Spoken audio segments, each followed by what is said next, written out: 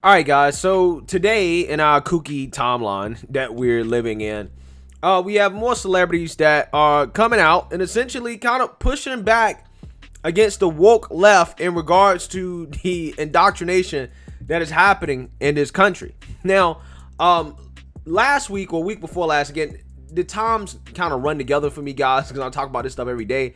But we had Nicki Minaj, right? Nicki Minaj was all the news, right? For some comments that she made in regards to the vaccine, right? Nicki Minaj, a pop star, not somebody that people think of as a champion for conservative causes, essentially was, coming out here being a champion for a lot of the sentiments that are coming from conservatives in regards to free speech, right?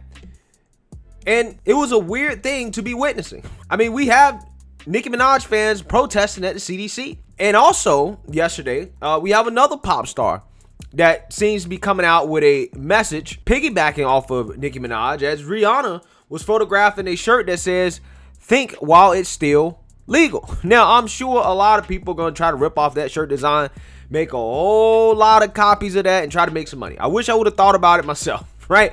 But she is essentially sending a message that, again, seems to kind of go against the left, right? It seems to be a message about what is currently happening in our country, where dissent and critical thought is not allowed anymore, right? And remember, Nicki Minaj said 80% of your favorite celebrities feel the same way that I feel. They're just afraid to speak up about it. They're afraid to say something about it. Now you have Rihanna, again, who's a major pop star. The woke revolutionaries love Rihanna. She's as woke as it can get, right? Look at her brand, right? She's super woke, okay?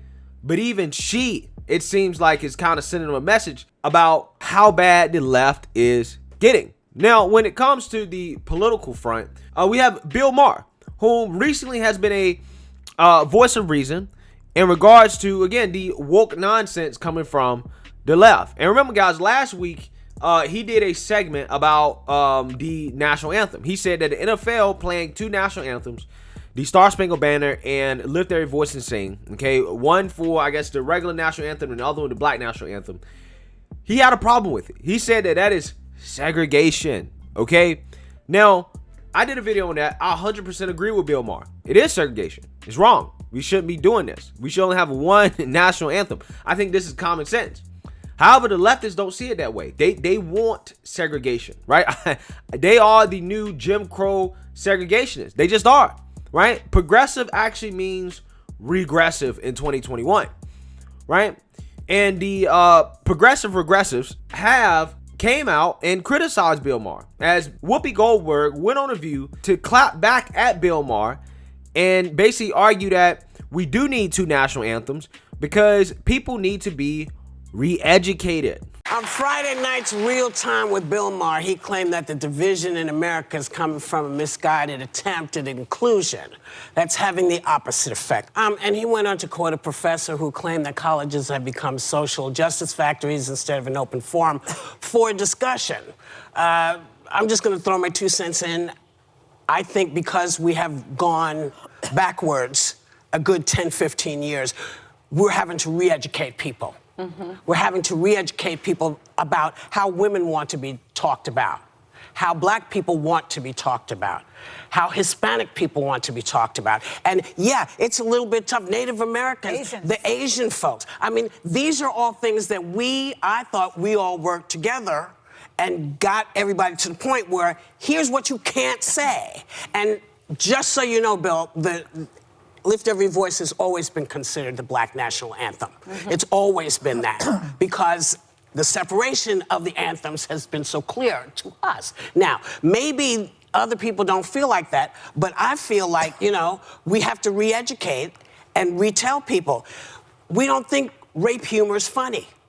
We don't think, talk about Native Americans in an really despicable way. It's funny. It's not funny. And we have to re-educate. So do you think that's a good idea, or are people taking this too far, too long? Maybe that's got validity, these campuses, but the national anthem does not appeal to black America for very good reason. Come up with a new anthem. I think the point was that it's too But it never appealed to. I'll read you the lines that you were talking about. No, I know. I don't think our anthem no is refuge. the answer. No refuge could save the hireling and slave from the terror of flight or the gloom of the grave. In other words, don't be escaping because you're going to be killed. And the Star-Spangled Banner in triumph doth wave o'er the land of the free and the home of the brave. They don't. Black people do not consider that themselves. I don't think they that's don't the like answer. this anthem, Francis and neither Scott do I. Key was a racist. Like he owned slaves. That's how he got wealthy. Yeah. So in order for black people to make their point, listen, this is a systemic racism going on in this country, and this anthem does not reflect our values. Which I understand. So we want to say this about our group, and this is what they're doing, and I think it's a good idea. You should not be calling for people to be re-educated, right? I think that's a slippery slope of communism that we don't want to go down, or maybe the left does want to go down that route. But regardless, I never understand when people try to say, well, black people just knew that Lift Their Voice and Sing was the black national anthem. Like, black people just accept that as the black national anthem. Like, the national anthem has always been separate from us.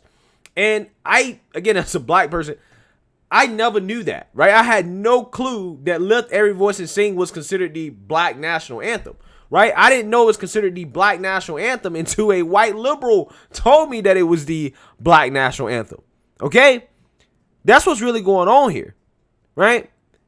In my opinion, when I hear the national anthem, it kind of brings me to tears, right? It makes me emotional, okay? And the reason why is because when I listen to it, I'm thinking about the country as a whole, right? I'm not thinking about Francis Scott Key and his slaves, right? I'm thinking about the country as a whole. I'm thinking about the wars that we fought. I'm thinking about the trials and tribulations that we have overcome to get to where we are right now, right? The land of the free and the home of the brave. That's what I'm thinking about. I'm not thinking about racism. I'm not thinking about slavery, okay? I'm thinking about things you're supposed to be thinking about when you listen to the national anthem. But it's just so funny how the woke left wants to make the national anthem oppressive towards black people, even though it's, in my opinion, I don't think it really is. I mean, even Joy Behar pulls out this same tired old argument. Well, this line and this stanza, blah, blah, blah. We don't even sing that. We don't even sing it. Nobody knew that was even in the song until somebody on the woke left said, hey, look, this is a line here about slaves. Nobody ever sings that, right? Nobody knows about it, but that means that the national anthem is oppressing black people, even though nobody knew about it. Nobody talked about it, but they want to try so hard to demonize it and change it to something else to make us more divisive, right? And they're not even smart enough to say, well, you know what? Let's just get rid of Star-Spangled Banner and just pick a whole new one. We just need to have one, right? They're not even going with that argument, which I don't agree with. We should just keep it like it is. Star-Spangled Banner is fine, okay? If people are mad about it, let them cry, right? But they want to, right? They just want flat out segregation. Again, this is consistent with everything we're seeing from the woke left. But Bill Maher did respond to this, right? And I'm going to read here his take on this. On Friday night, Mahar returned to the subject, insisting to his viewers that his opinion that we shouldn't have two anthems is the correct opinion. The program, The View, last week devoted a lot of time to this while somehow avoiding what I actually said, Maher said. It seemed to be a lot about a need to school me about the black national anthem itself. Whoopi Goldberg said, quote, we're having to re-educate people because nothing has ever gone wrong when you started talking about re-education. Just ask Chairman Mao. Maybe we can set up some sort of camps, right? Ding, ding, ding, ding, ding. Mahar understands what it means and how dangerous it is to talk about how we need to re-educate people, right? Like China doesn't have re-education camps right now. Like Vietnam didn't have re-education camps in the past. And North Korea having re-education camps, right? Everything associated with communism starts with re-education, okay? These people on the left, bro, calling himself an old school liberal, the HBO star defended the crazy idea that segregating by race is bad. And while he reiterated that the U.S. should get rid of the Star-Spangled Banner, he firmly argued that there has to be just one anthem since, after all, it's a national anthem. See, this is why I disagree with Bill Maher, right? I respect his position on this, okay? But I disagree with it because we don't need to get rid of Star-Spangled Banner. There's nothing wrong with the Star-Spangled Banner, right? The lines that we actually seen have nothing to do with slavery. the anthem itself and the moment of silence that we take while we're playing the anthem is about what this country has been through as a whole. It's about everybody, okay? That's what it's about. We don't need to replace it. It's not broke, and we don't need to fix it. Only thing that we're doing when we throw away the Star-Spangled Banner is that we're throwing away tradition, right? We're getting rid of the foundations and the things that we know and love about this country. And we should not be doing that just so we can be woke, right? There's nothing wrong with it. We've lived with it for what? How long has it been a national anthem? Over 100 years now, maybe? I don't know, right? We've lived with it for this long. It's fine. We got through civil rights with it, right? We got a black president with it. It's fine. We don't need to change it. The respectable position and the correct position is that we need just one. Even if you say that it shouldn't be the Star-Spangled Banner, which I don't agree with, at the very least, that's a unifying position. Was like, okay, well, let's just make it one. And the fact that there's a stark difference between what Whoopi Goldberg is saying and what Bill Maher is saying really shows you the somewhat sane people on the left from the cuckoo for Cocoa Puff lunatics on the left, right? Look at the difference in opinion there. Symbols of unity matter, and purposely fragmenting things by race reinforces a terrible message that we are two nations hopelessly drifting apart from each other. That's not where we were 10 years ago, and that's not where we should be now. Mahar told his audience, which responded with applause. Mahar then played a clip of the then candidate Barack Obama saying, "There's not a black America or a white America. There's a United States of America," adding that where we should be now is here.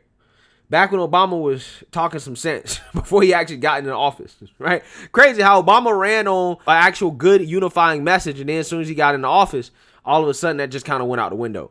Quote, if we have 2 anthems, why not 3 or 5? Why not a women's anthem, a Latino anthem, a gay, trans, indigenous people, or an Asian and Pacific Islander anthem?